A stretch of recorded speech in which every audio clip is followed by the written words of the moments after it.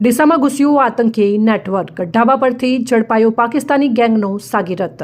ડીસામાં ઢાબા પરથી ઝડપાયો પાકિસ્તાની ગેંગનો સાગીરત।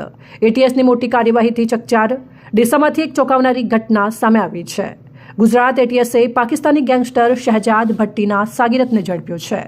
પકડાયેલ આરોપી બિક્રમસિંહ ડીસાના એક ઢાબા પર મજૂરી કરીને છુપાઈને રહેતો હતો। સામાન્ય કામદારની આડમાં તે લાંબા સમયથી પોલીસને ચૂંધતો રહ્યો હતો।